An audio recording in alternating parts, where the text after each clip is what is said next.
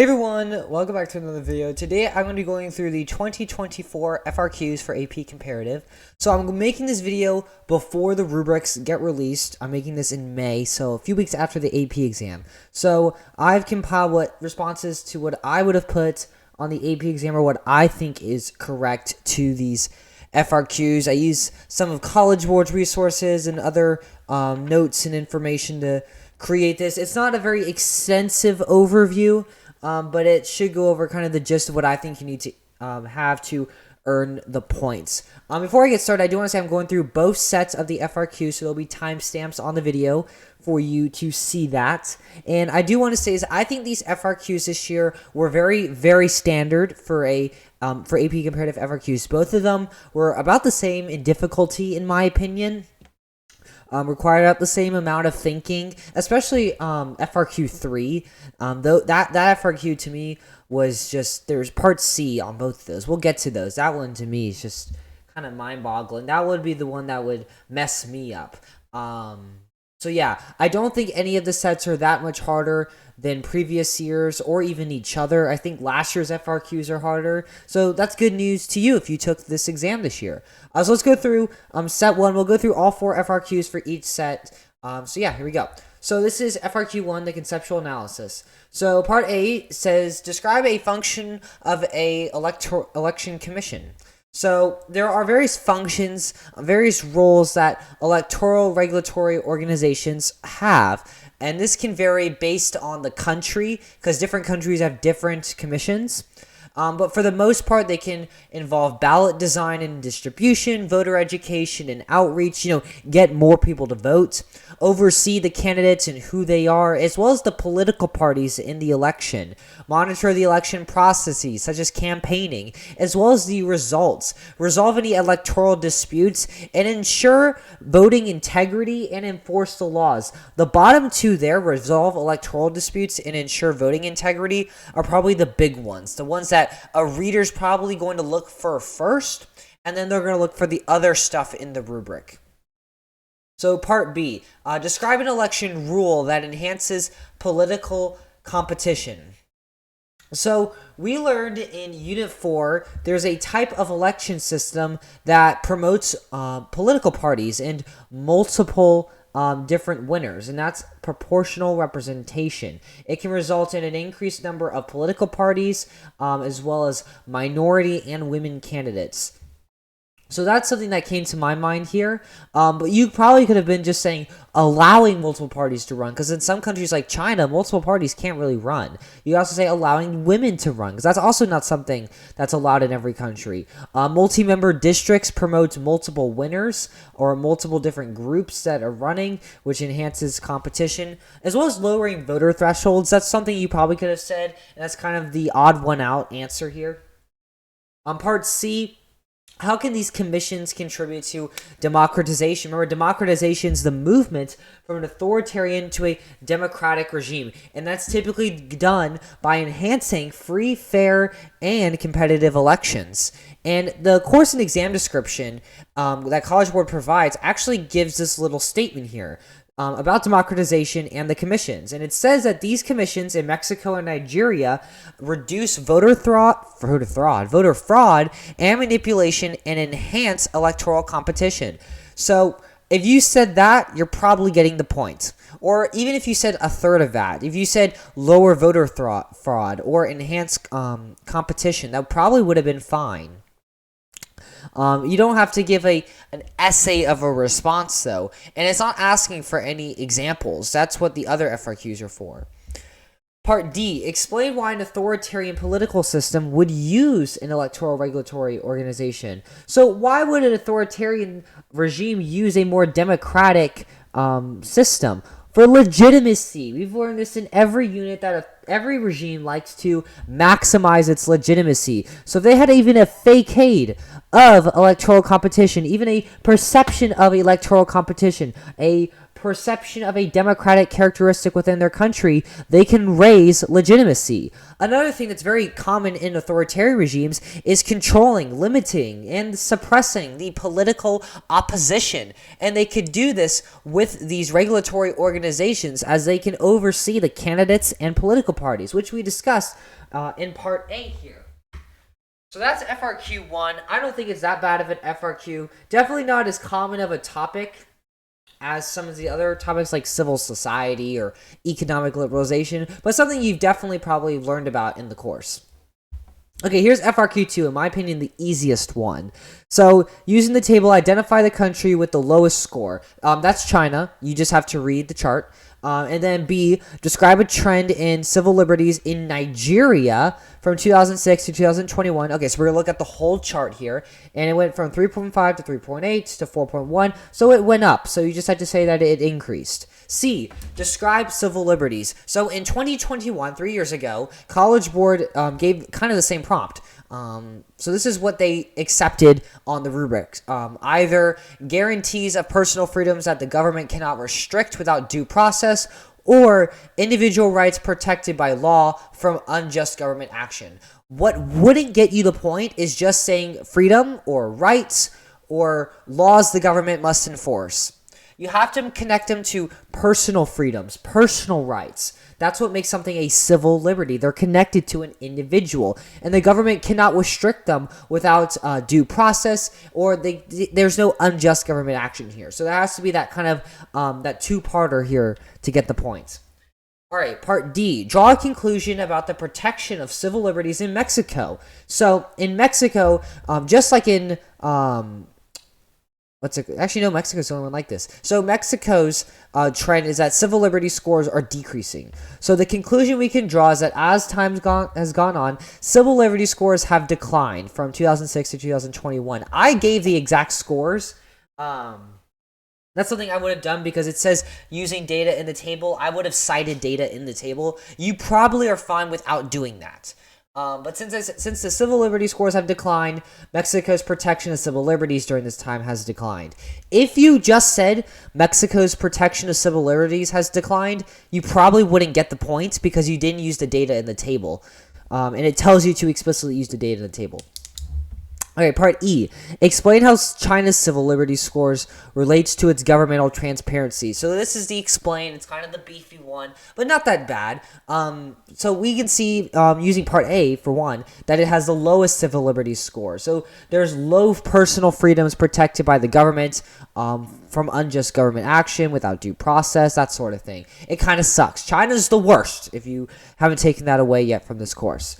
So what can we infer about government transparency? They have low government transparency. So China's low civil liberty scores relate to low governmental transparency levels, as shown by, I would have given something like media censorship or opaque decision-making, kind of hush-hush decision-making and policy-making without the input of the citizens, or very low political participation, or a restricted and absent civil society. Having one of these, in addition to that introduction phrase, kind of makes us an explanation here. All right, so that's FRQ2. Here's FRQ3, the comparison. Not too bad.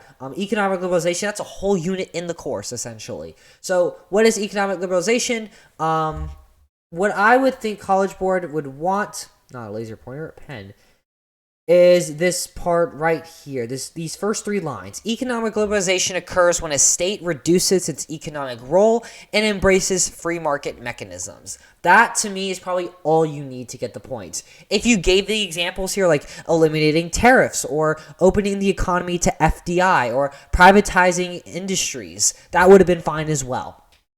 Not for the sole definition, but just putting the examples in, they're not going to hurt you. So B, describe an economic liberalization policy in two different countries in the course. So these are the main three that College Board explicitly defines in the course and exam description. So these are the three that if you used, you're definitely getting the point. I would probably say 100% going to get the point.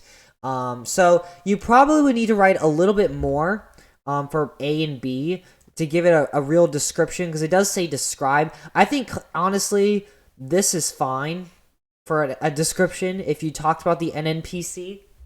But if you talked about special economic zones, you probably just should have said special economic zones are placed along the coast of China with regional specific laws to attract foreign direct investments from private industries or MNCs. Something along the lines of that. And then B, privatization and increased competition in Mexico's oil industry. You say Pemex was a public company privatized to individuals or groups, something like that, where you explicitly say that's not in government control anymore. And you can, so that shows that it's economic liberalization. Okay, and then part C, what I was talking about earlier with part C is on FRQ 3 this year on both sets. Part C was just kind of strange. It's not sitting well with me. So this would be the part, I think, out of all of the FRQs that I expect a lot of people to get wrong. So yeah, explain how the impact of economic globalization has led to the emergence of social movements. So it's asking you about social movements, it's moving between units, but it's asking you specifically about social movements caused by economic liberalization. Most of you know about one, the Zapatista movement in Mexico. And that was due to NAFTA. It doesn't say the policy described in Part B, it just says the countries. So if you talked about Pemex in Part B and talked about NAFTA in Part C, you're fine. Because it doesn't say to use the same policy as described in Part B. But this part's tricky because you have to talk about specific social movements caused by economic globalization. If you don't know one or if you don't know two, it's going to be very challenging to get both points. So here's some examples. So the Zapatista movement was due to NAFTA. The Tiananmen Square protests are due to free market initiatives. Then we have the movements for the emancipation of the Niger Delta region, which is a movement, it's a kind of a terrorist movement in South Nigeria for individuals to take control of the Niger Delta region where oil reserves are found. Then we have the in Russia, the Federation of the Independent Trade Union. So independent workers and trade occur with, freedom and blah, blah, blah, blah, blah. Gosh, today's been a day, guys. And then in Iran, we have the May Day protests, which the protests just happened because it's May. Research that if you want. But these are for, better working conditions, better wages, that sort of thing that have occurred with more privatization in Iran. All right, FRQ4, this to me, as a prompt, had one side that I'm sure 90% of you picked. So develop an argument as to whether a multi-party system or a one-party or dominant party system sustains political legitimacy better. To me, multi-party system is probably the one 90% of people thought it. Not because you thought of it, thought it was, and if you did, that's great. I'm not saying you did. I'm not saying you didn't, though. Because this, to me, multi-party system, especially with the course concepts they gave you, was the easiest to defend. So I'm going to be basing this overview on multi-party system because I'm going to assume that most of you picked multi-party system. So this is a thesis statement for both sides, actually. So you have to take a side, you have to take a stance, and then you have to say why. If you don't get the thesis points, you basically limit yourself to like 2 other points on this FRQ. You get rid of three points. So at most you can get a 33. So to get the thesis points, you have to take a side, like saying a multi-party system sustains political legitimacy better than a one-party system. And then you have to say why. Because it promotes political legitimacy and representation of marginalized and diverse voices within a political system. You could have given any other reason as long as it's a reason that supports your side too. So for this, the second one, a multi-party system sustains political legitimacy worse than a one-party system because one-party and dominant party systems promote political stability through consistent policy and actions and transfer of powers peacefully. So there you go. I gave a line of reasoning for my stance. So I made some notes here. For one, we'll go through them. So let's go through each of the course concepts here. So this slide's stability. So these are just various examples and then kind of an explanation because you do need to have explanations to get your points. So you get 1 point for evidence, 1 point for explanation. And in total, this essay is 6 points. It's your most weighted FRQ. So the Nigeria one. In Nigeria, the transition from military to a multi-party democracy and regular elections has contributed to greater political stability, as it's provided avenues for citizens to express their grievances and affect change through democratic processes. So this whole thing would be my evidence here. And then I could connect it to some kind of elaboration. Because I didn't say how it sustains political legitimacy. I said how it sustains political stability. The connection I have to make is just saying political stability leads to political legitimacy. Great. So this one was in favor of a country with a multi-party system. Now, I could also go against a country with a one-party system. That kind of does the same thing. It supports my side. So the second one, China, with a dominant one-party system, has faced internal unrest and instability due to the lack of political pluralism and suppression of the dissent. Now, you don't have to get all fancy and say political pluralism or suppression of dissent. You could have just said opposition has no voice or censorship of individuals who disagree. It doesn't have to be very fancy, but if you get the point across, you're not implying it, you'll get the point. Now, why did I cross out Iran? Well, when I wrote this, I didn't think. And remember, Iran doesn't have political party systems. So that basically rules out Iran from your entire essay. Because College Board says that Iran lacks political party structures. So they don't have a one-party system, they don't have a multi-party system, they don't have a dominant party system. So if you used Iran, all I'm saying is good luck getting some points on this essay. I would expect you to probably get your thesis statement, and then points for where you didn't use Iran. If you use Iran for every single paragraph, well, I'm sorry. It may work. I don't know. I haven't seen the rubric yet. So this third bullet point is my explanation here that I could use to connect my evidence to my thesis. And that's the whole role of the elaboration. So let's read it. A multi-party system allows for peaceful competition and negotiation among diverse political interests. You could have just said voices. Reducing the likelihood of authoritarian crackdowns or violent upheavals, and bolsters political legitimacy. It kind of sounds like AI wrote it now that I'm saying this out loud. I made the connection here. I said bolsters political legitimacy. So that's really, all this information, I gave probably 500% more than I needed to earn that second point. But as long as you have some kind of elaboration connecting your evidence to your thesis, you're going to get the points. So they're not very picky about the elaboration points. They're more picky about the thesis and the evidence. The elaboration and counterclaim, they don't care as much about it. That's kind of what I've noticed the past few years. So let's look at representation. We'll go through one by one. Don't feel overwhelmed. So let's see. Mexico's multi-party system has led to increased political representation for marginalized groups. You could have said increased representation for different political parties. That's kind of what I discussed here. So the PRI ended their one-party rule. Oh, wow, red line. In 2000.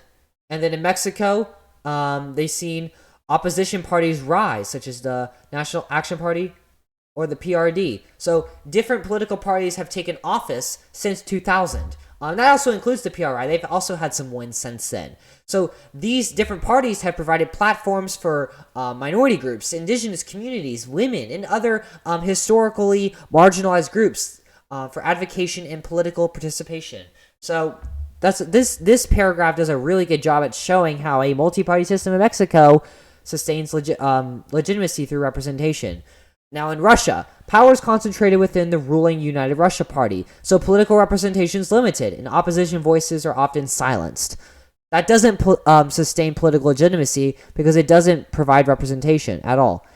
So here's my evidence. My elaboration. Representation is essential for ensuring that diverse voices are heard in the political process, and that government policies reflect the interests of the entire population. This promotes inclusivity and strengthens political legitimacy by ensuring that government decisions are accountable to the people they serve. A lot of fancy talk. I'm using my sentence enhancers. But you could have given this in baby words. As long as you said, The representation brings in diverse voices into the government so people believe that their ideas are being heard, sustaining political legitimacy. Boom, that gets you the point. There's so many different ways that you could write this. I'm writing these in ways that are long and concise enough that they can cover different areas, because I know that you all wrote different things on your essays, and different things can get you the points, which is great.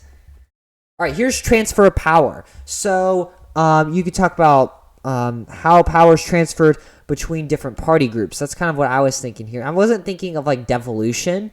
That might be a way they are trying to confuse you. I don't know. So let's look at this. In the United Kingdom, a multi-party democracy exists there, and has ensured the smooth and regular transfer of power through free and fair elections. That's pretty important because it is a democratic regime.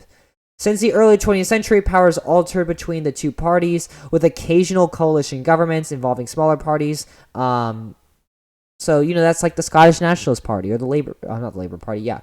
Oh my gosh, what was the Brexit Party? I can't even remember.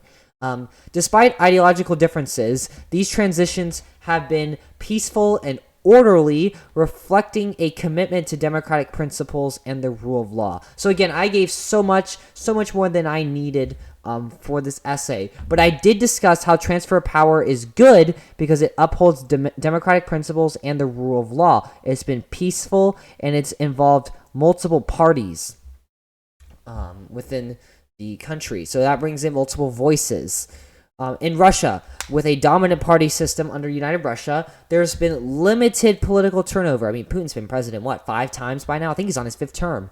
And there's been a lack of competition in the elections. So that's not going to sustain political legitimacy because people believe that they're not voting for someone who's representing their issues. Saying that's probably your elaboration. Another elaboration would be a multi-party system like the UK encourages regular turnover in government through competitive elections, providing voters with meaningful choices and holding elected officials accountable for their actions, thus sustaining political legitimacy, because the voters believe that their decisions and who they elect have influence for the good, for the better in their governments. Now, the last point you need is the counter argument. And College Board doesn't require you to use a specific country, but I know you're probably taught, and I was taught this way, to use an example in your counterclaim and then elaborate on it, kind of like an evidence. So that's something I'd suggest you still do if you're watching this another year. And that's why I gave an example here, but I did say it's not required, but it's kind of nice to have. So here's my kind of line of reasoning here. While one party or dominant party systems may promote stability through consistent policy throughout different executives and legislators, it's done so at the expense of political participation in civil liberties of the citizens within the country, which will weaken political legitimacy. So the example I gave was China. I actually haven't discussed China yet. So the CCP has provided a level of stability through the rapid economic development. Remember, China has the 2nd largest growing GDP in the world. However, the stability has a cost, which is human rights and freedom. So that's done through the CCP suppressing dissent and maintaining strict control over the media or civil society, the internet. And this is going to withdraw political legitimacy for the people, because the people are not going to support their government. So yeah, that's my counterclaim. If you have any questions about set 1, leave a comment down below. I'll be glad to get back to you. Or you can DM me on Discord as well. My Discord's in the description. So yeah, let's move on though to set 2. Alright, this is a lot, I know. So part A, describe a social movement. It doesn't say describe social movements, describe a social movement. And to me, that means describe a specific social movement. Now, thankfully, College Board actually asked that in 2021. Their comparison FRQ was on writing 2 different social movements between 2 different countries. This is the rubric that they gave for that FRQ. If you watched my 4.5 video where I go over social movements, I go over every single one of these social movements and what they're about. So if you watch that video, you probably could think of at least one social movement. There's a lot of other common ones that teachers and textbooks like to do, like the LGBT movements, because that's in every country. The Green Movement in Iran, the Zapatista movement in Mexico, MEND in Nigeria, the Umbrella movement in China. Those are all very, very common movements that I'm sure probably came to your mind first. So there's so many different ones. You can look around and see if the one you did was on this rubric. This is not an exhaustive list. This is not a list of every single social movement within the country. So if you gave one that's maybe a little less well known, a reader will know what it is. It will get passed around until someone knows what it is, and you will get the point. It'll be okay.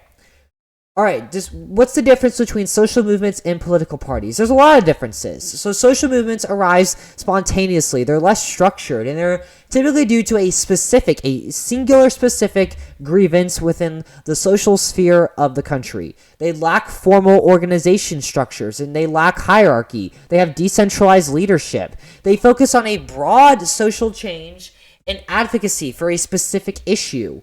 Political parties have a explicit purpose of not addressing a social issue or an economic issue, but for getting political power as they take a side with grievances and issues and ideas. They have very formal organizational structures, leadership hierarchies, and party platforms that have policies and goals. These goals focus around electoral support. That's a big difference here. Social movements don't have a focus on getting electoral support. Political parties also win seats in government institutions like legislators.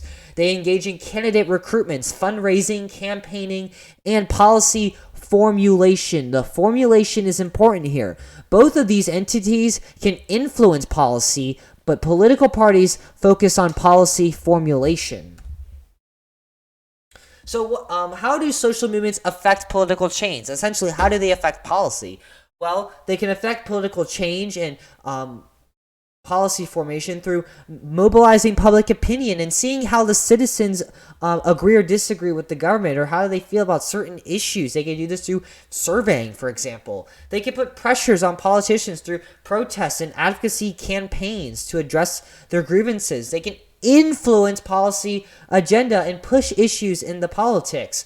They can also impact elections, not win elections, but they can impact elections by mobilizing voters around a certain way, making them feel empathetic to certain candidates who support social issues.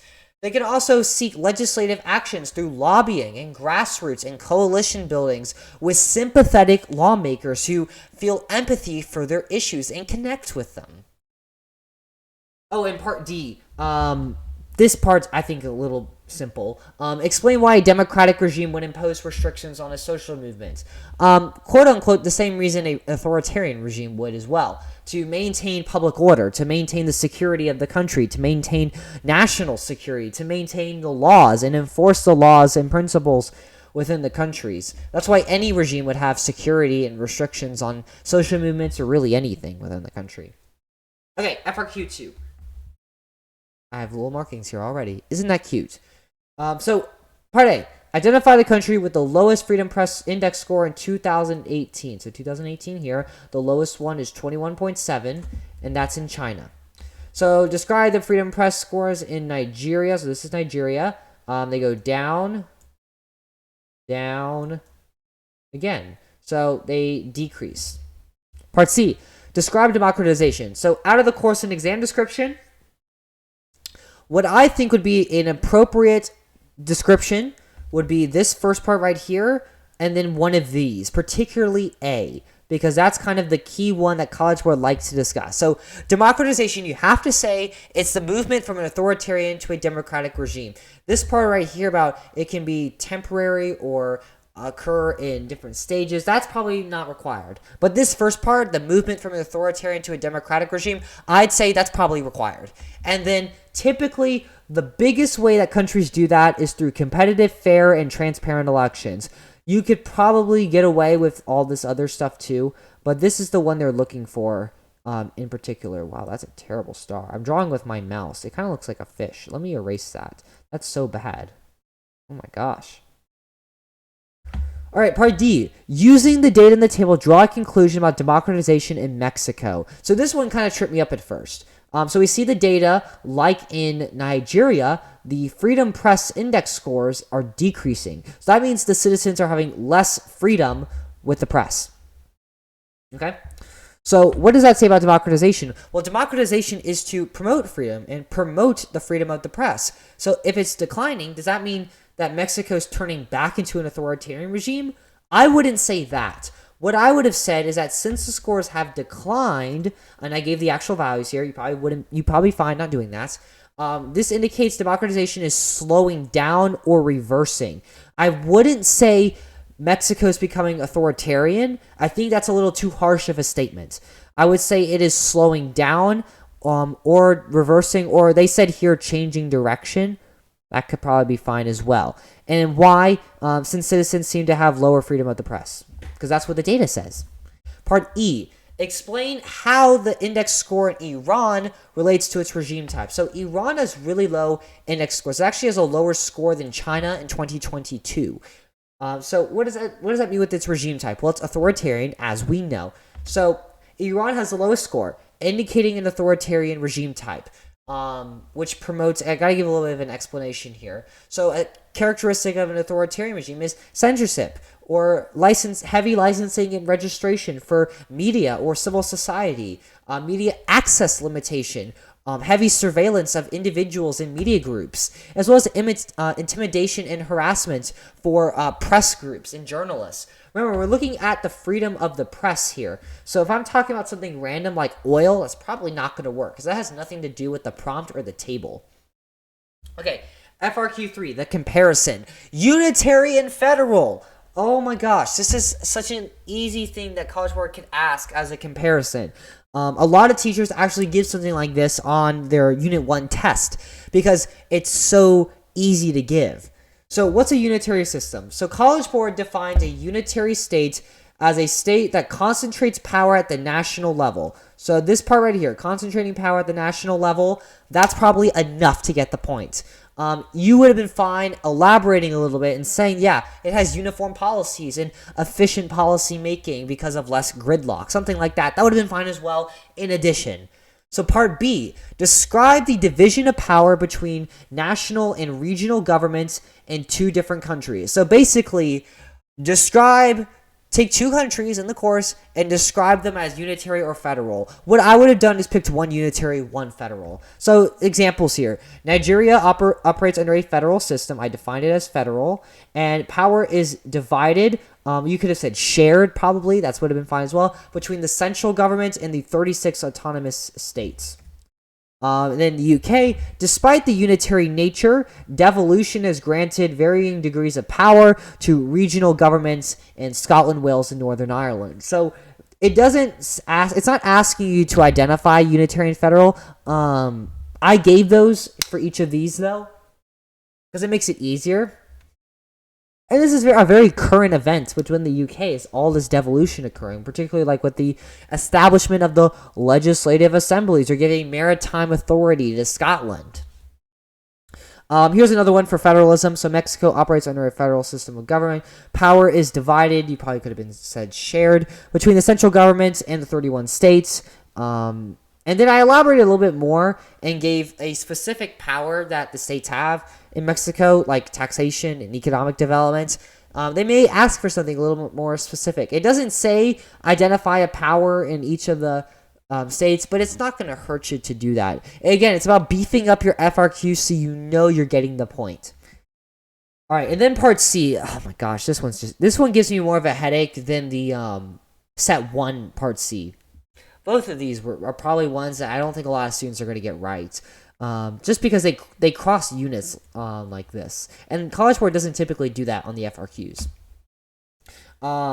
Yeah, here's another one for Part B, if you want to look at it. It's about unitary system. It just says that authorities in the central government. You know that. So Part C, I didn't give any specific country. College Board says each of the two countries, but I've looked at some rubrics, and they don't actually identify any countries with part C. They kind of just give broad responses. So that's what I did, is give broad responses. So if you gave something along the lines of this and then classified it with a country, that's okay. That's fine. Don't look at the point. So this one here is recognition and representation. This really goes with the UK devolution one. So it says that devolving power gives recognition and representation to different groups within the country. Great. So this one's about federalism. Regional governments can be empowered to make decisions on matters related to language, education, and cultural heritage, as well as promoting identity and traditions. Customized policies can be tailored to different groups. Dividing power can provide conflict resolution. Regional autonomy allows for building trust and addressing grievances within communities, as well as reducing the risk for intergroup conflict. So yeah. Okay, so here's the essay. Something to point out here. It says, develop an argument as to whether parliamentary or presidential systems more effectively check executive power. So we're dealing with executive systems. So the cabinet, the president, the vice president, the prime minister, supreme leader, that sort of thing. And it also says parliamentary or presidential systems. The UK is the only parliamentary system. Okay? You cannot use Russia in this essay at all, because it's a semi-presidential system. So I don't think, if you use Russia for evidence or the counterclaim, I don't think it's going to get you any points. I say that with the bottom of my heart. I'm sorry. So let's go through the thesis here. So this one's in favor of parliamentary systems. So parliamentary systems more effectively check executive power. So I gave a stance, more effectively. And then I gave my line of reasoning, because parliamentary systems utilize votes of no confidence as a method to dissolve the current legislator / as a mechanism to remove the executive. So I gave why.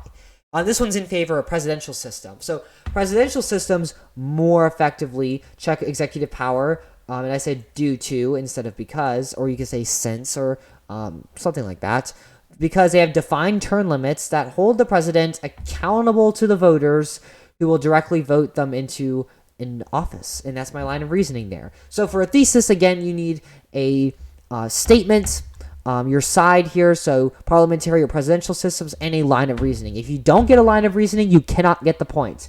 And again, if you don't get the thesis point, you can only get a 2 out of 6, I think, on this essay. So that's pretty important. So let's go through some pro-parliament evidences. We're going to do this for each of the course concepts. We'll do pro-parliament and pro-presidential sides. I don't think either or is a better option here. I don't even know what I would have put on the AP exam. I think I probably would have put presidential. I don't know. After making the slideshow, though, it kind of goes both ways. So this is pro-parliament. In the UK, prime ministers serve at the pleasure of the House of Commons. They can be removed through a vote of no confidence. So this first statement is probably not necessary. You could have just said, prime ministers can be removed through a vote of no confidence in the legislator, and they're forced to resign due to losing support. You could just say forced to resign. Here's another one. Elections in the House of Commons may bring about a new dominating political party in the legislature that will remove the current prime minister in favor of a prime minister from their party. That's another way to remove the legislator. I did this one first, by the way. I didn't do term limits, because there's no term limits for the prime minister in the UK. So if you said that, you're wrong. And then this is kind of my elaboration here. Again, it's kind of more than what you need. I tried to include as much as possible to kind of see what else everyone could have said. So here we go. Parliamentary systems often have a fusion of powers between executive and legislative branches. That's true. Enabling more direct mechanisms for holding the executive accountable to the legislator. This fusion enhances the legislator's ability to scrutinize and check the actions of the executive. So the point of this elaboration is to connect my evidence here to my thesis. And that's what I did here by saying that it checks the actions of the executive. So I said here, votes of no confidence can remove the prime minister. And then that you would have to say how that's a check on the executive. And that's what the elaboration's for. So there's the pro-president one. So Mexico and Nigeria's term limit system of 4 years for the president. Mexico is 6 years. Nigeria is 4 years. Ensures regular turnover in leadership and holds the president accountable. You could have also said Nigeria has 2 terms, Mexico has 1. They don't serve for life. Something like that. So we said 4 years of president ensures regular turnover and leadership and holds the president accountable. That's probably fine if you separated these into 2 sentences, actually. I made it evidence elaboration. Here's another one. The executive is directly elected by the people, providing accountability to the electorate. And this can serve as a check on the executive power, as leaders must respond to the will of the voters to remain in office. So I have my evidence and then my elaboration.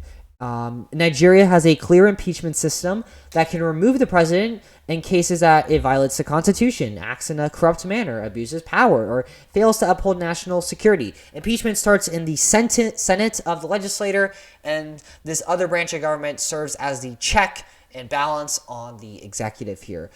If you said Mexico has a clear impeachment system, you're probably not going to get the point, because yes, the Constitution of Mexico says impeachment exists.